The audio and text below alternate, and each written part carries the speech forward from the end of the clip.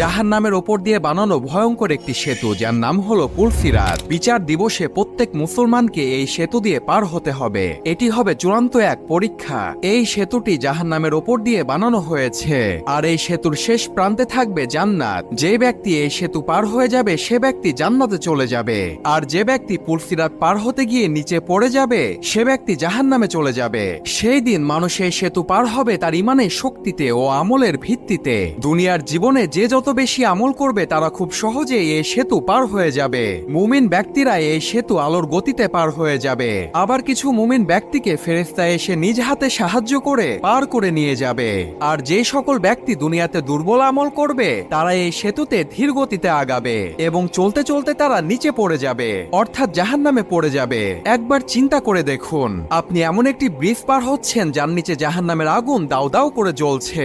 এই দৃশ্যটা কতটা ভয়ঙ্কর